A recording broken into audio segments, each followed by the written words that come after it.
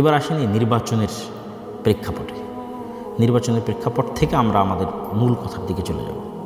নির্বাচনের প্রেক্ষাপটে দেখেন যে বিএনপির সাথে জোট করেছিল একদল আলেম, আবার জামাতের সাথেও কিন্তু জোট করেছিল একদল আলেম। জামাতের সাথে ছাত্ররা জোট করেছে এনসিপি। কিন্তু দুঃখজনক হলেও সত্য, দেখেন যে বিএনপির সাথে যে সমস্ত আলেম ওলামা জোট করেছিল তারাও সেভাবে কেউ জয়লাভ করে আসতে পারেনি, এবং জামাতের সাথেও যারা জোট করেছিল তাদের মধ্যে আলেম হিসেবে সবচেয়ে পরিচিত মুখ ছিল মামুনুল হক সাহেবের, তিনিও সেভাবে জয়লাভ করে আসতে পারেননি। পাশাপাশি আরেকটি বিষয়ে আপনারা অবশ্যই খেয়াল করেছেন যে এই নির্বাচনকে কেন্দ্র করে কে কোন পক্ষের জোটে যাবে, কে কাকে ভোট দেবে, এটি নিয়ে আলেম ওলামাদের মধ্যে যে পরিমাণ কাদা ছোড়াছুড়ি হয়েছে আমার জানা নাই নিকট অতীতে। আমি আলেম ওলামা বলতে এখানে হানাফি আহলে হাদিস পার্থক্য করতেছি না, বরং যারা দেশের মেইন স্ট্রিমে আছে তাদের কথাই বলতেছি, তথা দেওবন্দি হানাফি আলেম ওলামা তাদের কথাই বলতেছি। তাদের পরস্পরের মধ্যে যে পরিমাণ কাদা ছোড়াছুড়ি হয়েছে, আমি আমার এই ছোট্ট বয়সে এই পরিমাণ কাদা ছোড়াছুড়ি নিকট অতীতে আর দেখিনি, বরং ভালো একটা একতাই দীর্ঘদিন থেকে দেখে এসেছি। শুধু তাই নয়, সবচেয়ে হাস্যকর যে বিষয়টি হয়েছে এবং লজ্জাস্কর হয়েছে আলেম ওলামার জন্য, যে ব্রাহ্মণবাড়ির একটা আসনে 3 জন আলেম ওলামা, একজন বিএনপির প্রতিনিধিত্ব করছেন বিএনপি জোটের, একজন জামাত এনসিপি জোটের, একজন চরমনায়ের ইসলামী আন্দোলন জোটের, 3 আলেম ওলামাকে পরাজিত করে একজন নারী প্রার্থী তিনি বিজয় লাভ করেছেন। তো এটি আলেম ওলামাদের অনৈক্য এবং রাজনীতিতে তাদের যে বিশাল একটা গ্যাপ থেকে গেছে, তারা বাংলাদেশের মাঠের বক্তব্য দার্স তাদরিসের সাথে রাজনীতির মাঠ যে এতটা সহজ বা সোজা নয়, কোনো একটা জায়গায় অবশ্যই কোনো কিন্তু বা কোনো জিজ্ঞাসাবোধক চিহ্ন অবশ্যই আছে, আত্মসমালোচনার জায়গা অবশ্যই আছে। যেখানে শুরুর থেকে সকল ইসলামী দল একত্রিত হয়ে তারা বলল যে অন বক্সে তারা ভোট নেবে, সেখানে শেষ মুহূর্তে এসে সেটিও কিন্তু ভেঙে গেল। আবার দেওবন্দি আলেম ওলামার একদল শুরুর থেকেই বলে আসতেছিলেন যে জামাত ইসলামকে ভোট দেওয়া হারাম বা তারা কাদিয়ানীদের চাইতেও খারাপ। তো এই যে এই নির্বাচনকে সামনে রেখে যে পরিমাণ কাদা ছোড়াছুড়ি হয়েছে মেইন স্ট্রিমের আলেম ওলামাদের মধ্যে, আমি নিকট অতীতে এরকম কাদা ছোড়াছুড়ি দেখিনি। এটি চরম একটি তিক্ত অভিজ্ঞতা হয়ে থাকবে এদেশের ইতিহাসে।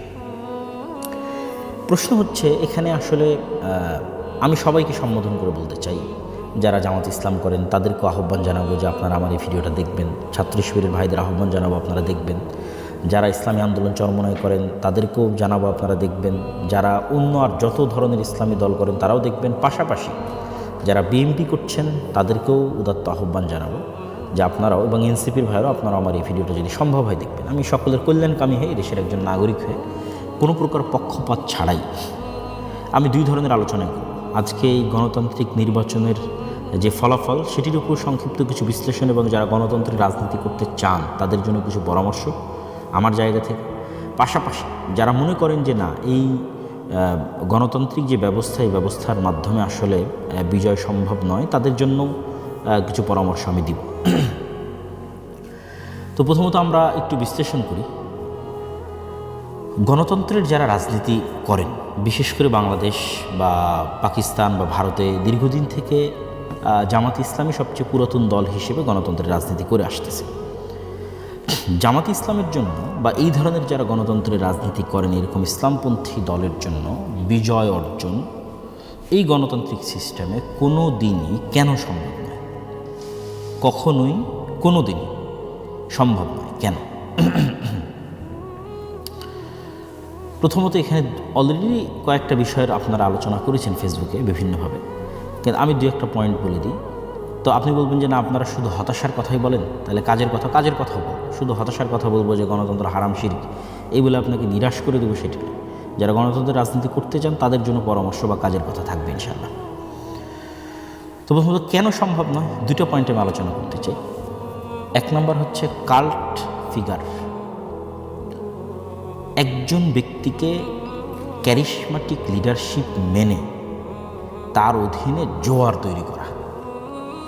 ক্যারিশমাটিক লিডারশিপ ছাড়া পৃথিবীতে শুধু গণতান্ত্রিক রাজনীতি নয়, কোনো বিপ্লবী কোনোদিন সাকসেসফুল হয়নি।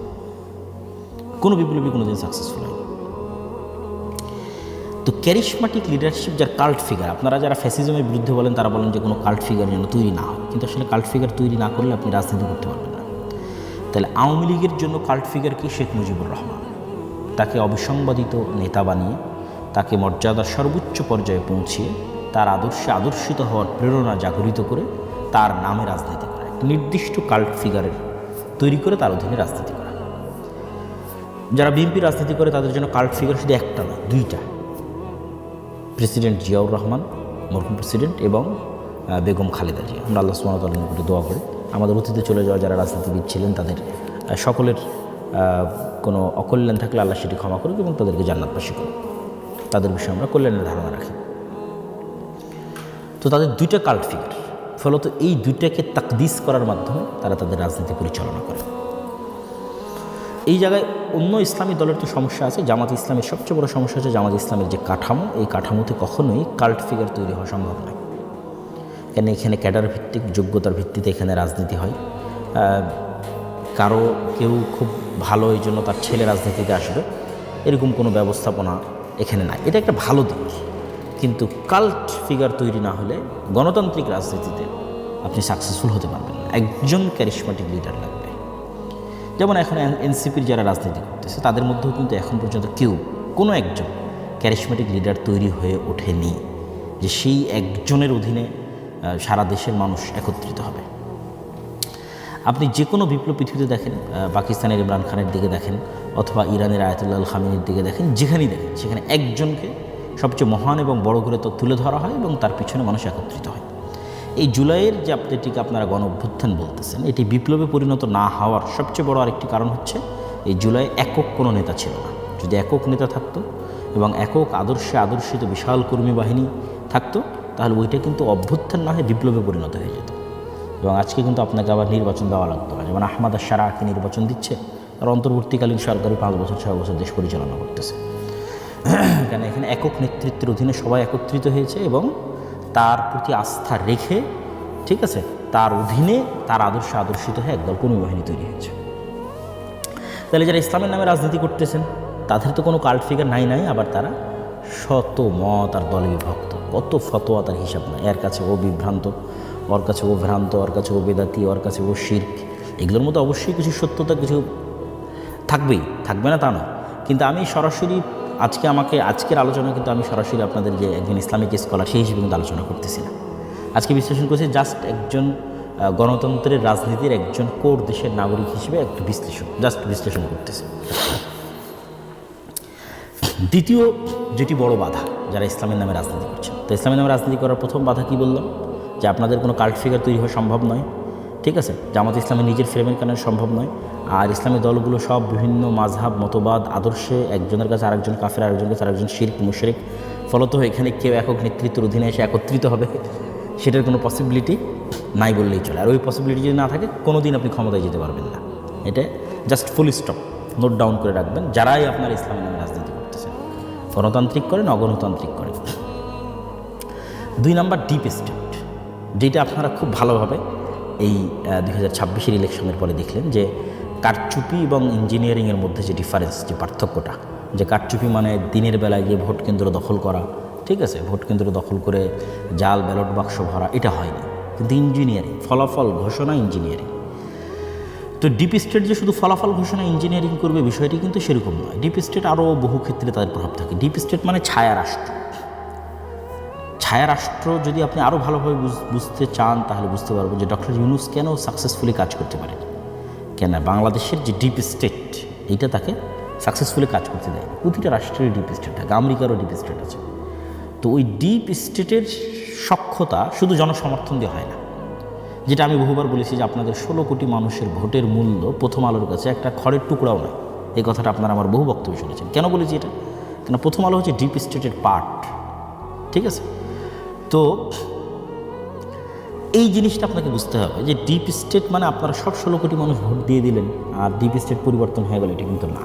ডিপ স্টেট মানে বহু বাইরের এমবেসি, তাদের সাথে যোগাযোগ, দেশের মধ্যেকার অসংখ্য প্রতিষ্ঠান যেমন আর্মি, সেনাবাহিনী, ঠিক আছে, এস্টাবলিশমেন্টের মধ্যে যারা আছে, বড় বড় ব্যবসায়ী, এর মধ্যে মাফিয়ারাও থাকে, ঠিক আছে। এক কথা স্থায়ীভাবে যারা দেশের স্টেক হোল্ডার, বড় বড় শক্তিশালী প্রতিষ্ঠান, মিডিয়া হতে পারে, তো তাদের যতক্ষণ আপনি আস্থা অর্জন না করতে পারবেন বহির্বিশ্বের সেনাবাহিনীর, দেশের অভ্যন্তরের শক্তিশালী প্রতিষ্ঠানের, ততক্ষণ 16 কোটি মানুষ ভোট দিলেও আপনি ক্ষমতা আসতে পারবেন না। এটা গণতন্ত্রের নিয়ম, গণতন্ত্রের একটা সিস্টেম। আপনাকে আসতে দেওয়া হবে না। এই সিস্টেম, এই কাঠামো যতদিন থাকবে ততদিন এটাই ঘটবে। তাহলে আপনাকে আস্থা অর্জন করতে হবে তাদের। তো সেক্ষেত্রে এখন আপনি বলবেন যে ভাই আপনি তো শুধু হতাশ করেন গণতন্ত্রের বিষয়, তাহলে যারা গণতন্ত্রের রাজনীতি করতে চায় তাদের কি কোনো আশার জায়গা নাই? আছে। যারা গণতন্ত্রের রাজনীতি করতে চান তাদের জন্য আজকে আমি নিরেট একদম খালেস অন্তরে একটা পরামর্শ দিই, গণতন্ত্রের রাজনীতি করেন। ইসলামের নামে গণতন্ত্রের রাজনীতি করলে কোনো দিন সাকসেসফুল হতে পারবেন না। ইসলামকে শুধু দাওয়ার জায়গায় রাখেন, শুধু দাওয়াতের জায়গায় রাখেন। এবার রাজনীতি করেন, আপনি বলবেন তাহলে তো আপনি ইসলামকে রাজনীতি থেকে দূরে করে দেবেন। দূরে করতেছি না, আপনি তো মুসলমান। যারা বিএনপির জয়লাভ করলো তাদের মধ্যে কয়জন হিন্দু আছে? আপনি খুঁজে দেখেন, দেখি কয়জন হিন্দু আছে। জামাতের তো একজন হিন্দু ছিল। তাহলে বিএনপির যতজন বিজয় লাভ করলো তাদের 99% মুসলমান। শুধু কি মুসলমান, আমি এমন দু একজনকে চিনি যারা 5 ওয়াক্ত সালাত আদায় করে, 5 ওয়াক্ত সালাত জামাতের সাথে আদায় করে, অন্য মানে গণতন্ত্র বাদে অন্য আর সকল বিষয়ে সর্বোচ্চ বিশুদ্ধ আকিদা লালন করে। ঠিক আছে, এরকম অসংখ্য জনকে আমি চিনি যারা এই নির্বাচনে যারা জয়লাভ করে এসেছে বিএনপি থেকে।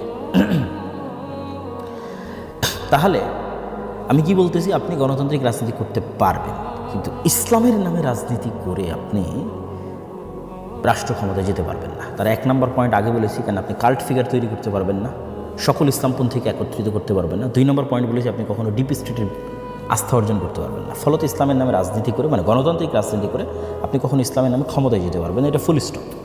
তাহলে আপনি তো মুসলমান, আপনি রাজনীতি করতে পারেন। আপনি জাস্ট ইসলামের আদর্শকে নিজের মধ্যে ধারণ করার চেষ্টা করবেন। এই গণতান্ত্রিক সিস্টেমের মধ্যে থেকে যতটুকু রাষ্ট্রের উপকার করা যায়, যতটুকু ন্যায় এবং ইনসাফ প্রতিষ্ঠা করা যায়, ততটুকু প্রতিষ্ঠা করার জন্য চেষ্টা করবেন। সেই রাজনীতি আপনি করবেন।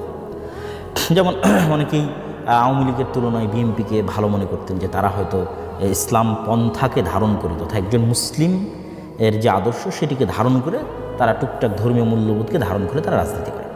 যেই রাজনীতি আপনারা এরদোগানের দেখতেছেন, যেই রাজনীতি আপনারা ইমরান খানের দেখতেছেন, যেই রাজনীতি আপনারা মালয়েশিয়াতে দেখতেছেন, এগুলো পূর্ণাঙ্গ ইসলামী রাজনীতি নয়। তো এগুলোকে আপনি একটাকেও পূর্ণাঙ্গ ইসলামী রাজনীতি বলতে পারবেন না। এগুলো কি রাজনীতি? এগুলো হচ্ছে ইসলামী ভাবধারায় উজ্জীবিত হয়ে একদল মুসলমানের রাজনীতি। যে মুসলমান পূর্ণাঙ্গ মুমিন নয়, সে ফাসেক মুমিন হতে পারে, ঠিক আছে, তার অন্য কোনো ত্রুটি থাকতে পারে, কিন্তু সে সরাসরি ইসলাম বিরোধী বিদ্বেষী কোনো আইন হোক এটা সে চায় না। আপনাকে আরও ক্লিয়ার করি, মুসলিম লীগের রাজনীতি কী ছিল? মুসলিম লীগকে আলেম ওলামাদের দল ছিল না। মুসলিম লীগের মিস্টার জিন্নার বিরুদ্ধে যে পরিমাণ আলেম ওলামা ফতোয়া দিয়েছে ওই সময় 46-47 সময়, যে পরিমাণ আলেম ওলামা ফতোয়া দিয়েছে, এই এখনও সে পরিমাণ আলেম ওলামা এই যারা ইসলামপন্থী নামে রাজনীতি করে তাদের নামে ফতোয়া দেয়নি। আপনি খুলে দেখেন, মুসলিম লীগের সব জেনারেল পড়ুয়া সাধারণ মুসলমান ছেলেমেয়ে ছিল। 2-1 আলেম ওলামা পরবর্তীতে যুক্ত হয়েছে মিস্টার জিন্নার কথা প্রভাব। মিস্টার জিন্নাও আলেম না, আল্লামা ইকবালও আলেম না, এরা জেনারেল শিক্ষিত পড়ুয়া ছাত্র। এরা কী চাইছে? এরা চাইছে মুসলমানরা যেন স্বাধীন মতো বাস করতে পারে। কিন্তু ইসলামী রাষ্ট্র, পূর্ণাঙ্গ ইসলামী রাষ্ট্র কিন্তু তারা চায়নি, প্রতিষ্ঠিতও কিন্তু তারা করতে পারেনি। তারা কিছু মুসলমানরা যেন আলাদাভাবে স্বাধীনভাবে বসবাস করতে পারে। তো সেই রাজনীতিতে এখনও আছে, সেই রাজনীতি বাংলাদেশে এখনও আছে। এই যে জামাত ইসলামকে যারা, জামাত ইসলামের যে জোট, এই জোটকে যারা ভোট দিয়েছে, জামাত এনসিপির জোটকে, আপনি নিশ্চিত থাকেন এটা মুসলিম লীগের ভোট ব্যাংক। তথা 1947-এ যারা মুসলমানদের আলাদা দেশের জন্য ভোট দিয়েছিল, এরাই এই 2026-এ এসে বিভক্ত হয়ে কিছু বিএনপিকে ভোট দিয়েছে, কিছু জামাত এনসিপিকে ভোট দিয়েছে। এটা মুসলিম লীগেরই ভোট ব্যাংক। এবং শেখ মুজিবুর রহমান নিজেও কিন্তু মুসলিম লীগ করতেন, তারপরে আওয়ামী মুসলিম লীগ। তো আপনাকে মাথায় রাখতে হবে কি, যে আপনি যদি বাংলাদেশে রাজনীতি করতে চান, আপনি ইসলামের নামে রাজনীতি করে, গণতান্ত্রিক ইসলামের নামে গণতান্ত্রিক রাজনীতি করে ক্ষমতায় আসতে পারবেন না। আপনাকে কিসের রাজনীতি করতে হবে? মুসলমানদের রাজনীতি করতে হবে। যে একজন মুসলমান, সে ইসলামের বিরুদ্ধে বিদ্বেষী কোনো কথাবার্তা বলবে না, সেই সিস্টেমকে, গণতন্ত্রের এই কুফরি সিস্টেমকে মেনে নিয়েই এর মধ্যে টুকটাক ভালো মানুষকে নিয়ে আসার জন্য চেষ্টা করবে, সেই রাজনীতি করবে। তা বলবেন তাহলে এই রাজনীতি কারা করবে? দেখেন, আমি যে তত্ত্বের কথা বলতেছি, এই তত্ত্ব যে সঠিক তত্ত্ব তার প্রমাণ ভারতই আছে। ভারতের RSS, শিবসেনা, বাজরাং দল, ঠিক আছে, এরা কিন্তু নিজেরা যেহেতু কট্টর উগ্র হিন্দুত্ববাদী বিশ্বাসী, ফলত তারা জানে যে কট্টর উগ্র হিন্দুত্ববাদ দিয়ে মানুষের ভোট নিয়ে তারা বিজয় অর্জন করে ক্ষমতায় আসতে পারবে না। তখন RSS, শিবসেনা, বাজরাং তারা কী করেছে? তারা তাদের মডারেট হিন্দুদের দিয়ে আরেকটা নতুন রাজনৈতিক দল তৈরি করেছে, তার নাম বিজেপি। বিজেপি একটা রাজনীতিক দল, এইটা সরাসরি উগ্র হিন্দুত্ববাদ তার মেইন মতাদর্শের মধ্যে আছে, লিখিতভাবে এরকম নয়, বরং তারা RSS কর্তৃক নিয়ন্ত্রিত হয়। RSS কট্টর উগ্রবাদ, তারা বজরং দল, শিবসেনা কর্তৃক নিয়ন্ত্রিত, তারা কট্টর উগ্রবাদ। কিন্তু বিজেপি তারা সাধারণ হিন্দু, খুব যে হিন্দু ধর্মকে খুব ভালোভাবে মেনে চলে, খুব আল্লাহ মানে তাদের হিন্দু ধর্মের দিক থেকে খুব হিন্দু ধর্ম মেনে চলে এরকম কিন্তু সতী সাধু এরকম কিন্তু নয়। ঠিক আছে, তো সেক্ষেত্রে এই যে জামাত ইসলাম সহ আর যারা ইসলামের নামে রাজনীতি করতেছে, সেটা ইসলামী আন্দোলন বাংলাদেশের চরমনাই হোক, সেইটা জমিয়তে কি যেন ওলামা ইসলাম একটা আছে, আর অনেক ইসলামের নামে যারা রাজনীতি করতেছে বাংলাদেশে, তাদের সকলের উচিত হবে তারা এরকম সাধারণ জেনারেল শিক্ষিত মুসলমান সন্তানদের দিয়ে একটা রাজনৈতিক দল তৈরি করবে। যেই কাজটা বিএনপি তাদেরকে অতীতে করে দিত, তারা যদি মনে করে যে এখন বিএনপি ছাড়াও তাদের এরকম একটা রাজনৈতিক দলের দরকার আছে, তাহলে এরকম একটা তারা সাধারণ মুসলমানদের এরকম একটা রাজনৈতিক দল তৈরি করবে, যেমন এনসিপি হতে পারে সেই রাজনৈতিক দল, যারা সরাসরি ইসলামী রাষ্ট্র প্রতিষ্ঠার রাজনীতি, কিন্তু এই দেশের মুসলমানদের স্বাভাবিক মুসলমানদের যে অধিকার রক্ষার কথা সেটা বলবে, যেমন ওসমান হাদি করত, যেমন আমাদের জুলাইয়ের যে ছেলেমেয়েরা তারা করতেছে। এই ধরনের ছেলে মেয়েদেরকে যদি আপনি এগিয়ে দেন, তাহলে এরা হচ্ছে একটা কাল্ট ফিগারও তৈরি করতে পারবে। কেন, যেহেতু সে সরাসরি ইসলামী নয়, ফলত এখানে ফতোয়া ফারেজ আসবে না, মাসলাক আসবে না, মতবাদ আসবে না, আদর্শ আসবে না, শিরক বেদাত আসবে না, মানে এইগুলো নিয়ে মুসলমানদের ইসলামী দলগুলোর মধ্যে যে গণ্ডগোল সেগুলো আসবে না। তাহলে কাল্ট ফিগার একটা তৈরি করতে পারবে। 2 নম্বর, যেহেতু তারা সরাসরি ইসলামী নয়, মডারেট সাধারণ মুসলমান, সেহেতু তারা ডিপ স্টেটের আস্থা অর্জন করতে পারবে। ডিপ স্টেট যেগুলো নিয়ে অ্যালার্জেটিক, সেগুলোর বিষয়ে তারা টুকটাক ম্যানেজও করতে পারবে। ম্যানেজ করার মাধ্যমে তারা দেখা যাচ্ছে ক্ষমতায় যাবে। এবং আপনারা যে মন্দের ভালোটা চাচ্ছেন, যে মন্দের ভালো নিয়ে আপনারা গত 1 মাস যাবৎ ফেসবুক একদম তোদবাড় করে ফেলেছেন, সেই মন্দের ভালোর একমাত্র সমাধান এটা। সেক্ষেত্রে যত ইসলামের নামে গণতান্ত্রিক রাজনৈতিক দল আছে, এদের সবকে তাদের রাজনীতি অফ করে দিয়ে দাওয়াতি কাজ করতে হবে। তারা দাওয়াতি ফিল্ড তৈরি করবে, সন্তান তৈরি করবে, প্রজন্ম তৈরি করবে। আর ওই মুসলমানের সন্তানরা স্বাভাবিক যতদিন অন্তত গণতান্ত্রিক সিস্টেম আছে ততদিন সেই গণতান্ত্রিক সিস্টেমে তারা রাজনীতি করবে। এটি গেল যারা গণতন্ত্রের মধ্যে দিয়ে ইসলামী রাজনীতি করতে চান তাদের জন্য পরামর্শ। যদি আপনাদের ভালো লাগে আপনারা পরামর্শ গ্রহণ করতে পারেন, আর না হলে আমি যেভাবে ফুল স্টপ দিয়েছি এটা আসলেই ফুল স্টপ। দেখেন, এই নির্বাচনও জামাত ইসলাম কিন্তু চেষ্টা করেছে তার ইসলামী রাজনীতির খোলস থেকে বের হয়ে আসার। এটা ছাড়া তার কোনো উপায় ছিল না। মন্দিরে গেছে, তারপরে কত রকমের বক্তব্য, মূর্তি পূজার সাথে রোজার তুলনা, মানে একটা সেকুলার দলের মধ্যে যা যা অনুষঙ্গ থাকে তার সব কিছুই কিন্তু জামাত ইসলাম তার নিজের মধ্যে নিয়ে আসার জন্য কী করেছে, চেষ্টা করেছে। তাহলে কেন চেষ্টা করতেছে, সেটা অবশ্যই ডিপ স্টেটের আস্থা অর্জন করার জন্য, অবশ্যই সাধারণ জেনারেল শিক্ষিত মুসলমানদের আস্থা অর্জন করার জন্য। তাহলে আর ইসলামী দল রাখার কী দরকার, এই কথাটাই আমি বলতেছি। যে এই কাজগুলো যখন আপনি ইসলামের নামে করবেন, তখন সেখানে ইসলামও কলুষিত হয়। দেখেন, আমি এবারের নির্বাচনের পূর্বে 2024 যে নির্বাচন এবং 2026 নির্বাচন, এই 2 নির্বাচনে আমি দেশে ছিলাম। ইতিপূর্বে আর কোনো নির্বাচনে দেশে থাকার সুযোগ হয়নি। 2008 যেটা তত্ত্বাবধায়ক সরকার আমরা যে নির্বাচন হয়েছিল তখন দেশে ছিলাম, তখন একটু কম বুঝতাম। তো এবার এই 2 নির্বাচনে আমি বিভিন্ন নির্বাচনের যে তথ্য কেন্দ্র, বুথ, এগুলোতে আমি ঘোরার চেষ্টা করেছি। বিভিন্ন নির্বাচনী এলাকায় গত 5-10 দিন ঘোরার চেষ্টা করেছি। অসংখ্য যারা এমপি ক্যান্ডিডেট আছে, জামাত ইসলামের, বিএনপির অসংখ্য এমপি ক্যান্ডিডেটদের সাথে সাক্ষাৎ করেছি। আমার অবজারভেশন, ভোট কেন্দ্র স্বাভাবিক একটা মানুষের ঘর থেকে অন্তত যাতায়াত খরচও যদি বলি, তাহলে অন্তত কোথাও 30 টাকার ভাড়ার দূরত্ব, কোথাও 40 টাকার, কোথাও 50 টাকা। যাদের বাড়ি একদম ভোট কেন্দ্রের পাশে তাদেরটা ভিন্ন, কিন্তু স্বাভাবিকভাবেই ভোট কেন্দ্র থেকে যারা মোটামুটি দূরত্বে আছে তাদের 30, 40, 50 টাকা ভাড়ার দূরত্ব। তো আমি অনেককে জিজ্ঞেস করলাম, আপনি কীভাবে যাচ্ছেন? তো অটোরিক্সায় যাচ্ছে। অটোরিক্সা কীভাবে পেলেন? তাহলে ওই দলের পক্ষ থেকে অটোরিক্সা দেওয়া আছে। যাতায়াত খরচ, হ্যাঁ যাতায়াত খরচ দেওয়া আছে। তাহলে এই যে বিশাল একটা মানুষকে যারা আপনাকে সাপোর্ট করে, তাদেরকে ভোট কেন্দ্রে নিয়ে যাওয়া, আমি অন্য কথা বাদ দিলাম, জাস্ট ভোট কেন্দ্রে নিয়ে যাওয়ার জন্য কেন মানুষ ফ্রিতে ভোট দিতে যাবে? কত কোটি মানুষ ভোট দিয়েছে আপনি দেখেন, দেখি 12 কোটি মানুষের। আমার আব্বা আম্মা জীবনে কোনো দিন ভোট কেন্দ্রে যায়নি, তারা এটাকে ফেতনা মনে করে এই ভোট কেন্দ্রে যাওয়াকে। এরকম হাজার হাজার লক্ষ লক্ষ মানুষের যারা জীবনে কোনো দিন ভোট কেন্দ্রে যায়, তাহলে মানুষ নিজের খায় নিজের খরচ করে কেন ভোট কেন্দ্রে যাবে? কেউ যাবে না। তাহলে এই যে যত মানুষ ভোট কেন্দ্রে গেছে, এদের অধিকাংশ মানুষই, অন্তত আমি গ্রামগঞ্জের লেভেলে বলতেছি, শহরে ঢাকা শহরের দিকে আমি ছিলাম না, গ্রামগঞ্জের লেভেলে বলছি, তাদেরকে যাতায়াত খরচ দেওয়া হয়েছে, তাদেরকে গাড়ি ভাড়া দেওয়া হয়েছে, তাদের জন্য আলাদা অটো রিজার্ভ করা হয়েছে, সেগুলোতে করে তারা ভোট কেন্দ্রে গেছে। তাহলে একটা নির্বাচনে কী পরিমাণ টাকার লেনদেনের প্রয়োজন হয় একটা নির্বাচনে জয় অর্জনের জন্য, এটা একমাত্র যারা রাজনৈতিক দল করে গণতান্ত্রিক তারাই জানে। আপনি টাকা ছাড়া জনগণকে ভোট কেন্দ্রে নিয়ে যেতে পারবেন না এবং অন্যের তুলনায় বিজয় অর্জন করতে পারবেন না। মানে জাস্ট ভোট গণনা পরে, মানে ইঞ্জিনিয়ারিং থামানোর জন্য ডিপ স্টেটের আস্থা অর্জনের পরের কথা বলতেছে, জাস্ট ভোট আর ভোট কেন্দ্রে যাবে, এটা আপনি টাকা ছাড়া করতে পারবেন না।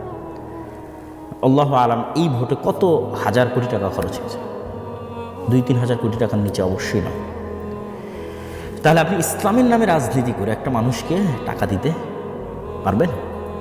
পারবেন না। যদি দেন তাহলে তো আপনার ইসলামী যে আদর্শের কথা বলছেন, সত্য ন্যায়, সেটা তো থাকলো না, তাই না? আল্লাহ সুবহানাহু ওয়া তাআলা ভালো জানে, যিনি সৈয়দপুর বিমানবন্দরে আটকা পড়েছিলেন তার কাছে সেই অর্থ কী বাবদ ছিল বা কী কারণে ছিল। কিন্তু এটি আলেম ওলামা হোক বা যারা ইসলামের নামে রাজনীতি করুক, তাদের জন্য মানুষ হানিকর বা সম্মান হানিকর হয়েছে কিনা? অবশ্যই হয়েছে। তাহলে আপনি নিশ্চিত থাকেন, গণতন্ত্রের এই সিস্টেমে আপনি যদি ইসলামের নামে রাজনীতি করতে চান, আপনি মুনাফিক হয়ে যেতেন। এই যে খতিবে বাঙ্গাল জুনায়েদ আল হাবিব সাহেব, আমি কারো নাম নিয়ে বলি না, আজকে তার নাম নিয়ে বললাম, তিনি কি পরিমাণ তার আত্মমর্যাদাকে ভুলুণ্ঠিত করেছেন বিভিন্ন কথা এবং বিভিন্ন বক্তব্যে, সেটা আপনারা খুব ভালোভাবে জানেন। তাহলে এই পরিমাণ আত্মমর্যাদাকে ভুলুণ্ঠিত না করলে, এই পরিমাণ মানে যে কথা, যেটা আমি আমার পুরো কথায় তুলে ধরতে চাচ্ছি আর কি, যে এক কথায় আপনি গণতান্ত্রিক সিস্টেমের সাথে রাজনীতি করতে গেলে আপনাকে মুনাফিকের পথ অবলম্বন করতে হবে, আপনি জিততে পারবেন না। তাহলে কেন ইসলামের নামে এই কাজটা করবেন? এবং ইসলামের নামে যদি কাজটা করেন তবু জিততে পারবেন না। কেন বলেছি? ওই আগের দুটো পয়েন্ট, কাল্ট ফিগার তৈরি করতে পারবেন না, ডিপ স্টেট রাস্তা অর্জন করতে পারবেন না। তাহলে কী করতে হবে?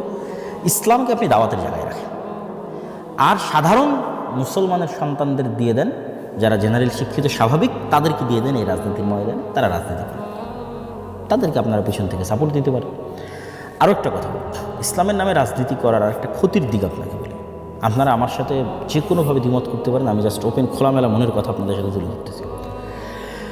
ইসলামের নামে গণতান্ত্রিক রাজনীতি করার একটা ক্ষতিকর দিক হচ্ছে, মুসলমানদের কাছে ইসলামকে শত্রু বানানো হয়।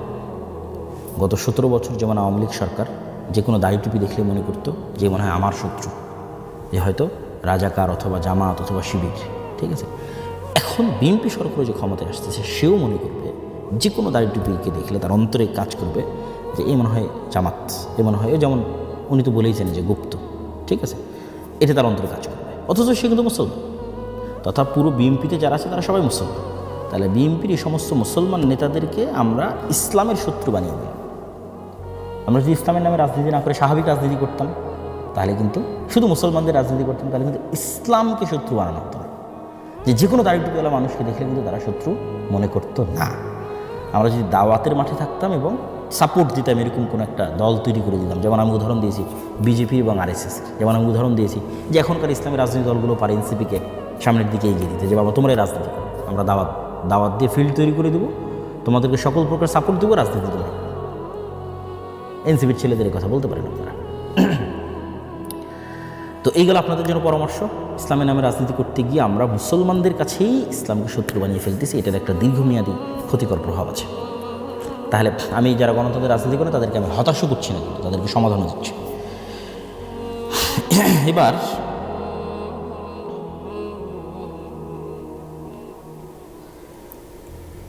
এবার যারা গণতন্ত্রের এই রাজনীতিকে পছন্দ করেন না, যেমন তার মধ্যে আমিও একজন, আমিও আমার বহু বক্তব্যে এই গণতান্ত্রিক সিস্টেমের কথা বহুবার তুলে ধরেছি, যেটির মধ্যে দিয়ে ইসলাম প্রতিষ্ঠা করা সম্ভব নয়। আজকে তো আরও বিস্তারিত ব্যাখ্যাসহ আপনাদের কাছে তুলে ধরলাম, এত খোলামেলা আলোচনা আমি অতীতে কখনো করিনি।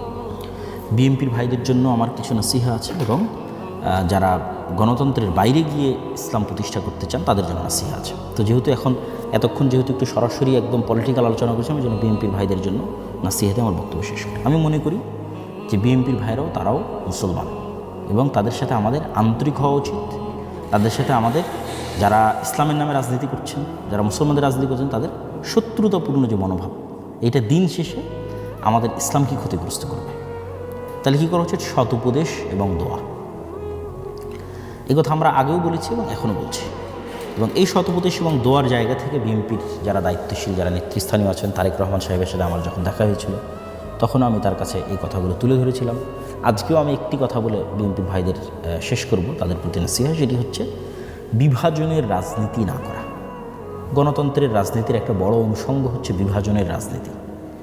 আর বাংলাদেশের, ভারতের রাজনৈতিক বয়ান হচ্ছে মুক্তিযোদ্ধা বনাম রাজাকার। অবশ্যই 47 যেমন আমাদের ইতিহাসের অন্যতম গুরুত্বপূর্ণ অংশ, 71 আমাদের ইতিহাসের অন্যতম গুরুত্বপূর্ণ অংশ, 24 আমাদের ইতিহাসের অন্যতম গুরুত্বপূর্ণ অংশ। কিন্তু এটিকে বেস বানিয়ে কারোর সাথে চিরন্তনভাবে শত্রুতা তৈরি করে রাখা দেশেরই নাগরিকদের একটা অংশকে বৈষম্যের শিকার করা, এটা দেশকে ধ্বংস করে দেয়। তো অন্তত অতীতের সরকার যে ভুলগুলো করেছে আপনারা সেই ভুলগুলো যদি না করেন, আপনারা যদি দেশের মধ্যে বিভাজনের রাজনীতি তৈরি না করেন, উদারতা দেখান, আশা করি যে আল্লাহ সুবহানাহু ওয়া তাআলা আপনাদের শাসনে কল্যাণ দিতে পারে। জুলম না হলে, বিভাজনের রাজনীতি তৈরি না হলে আল্লাহ সুবহানাহু ওয়া তাআলা এটির মধ্যে বরকত দিতে পারে।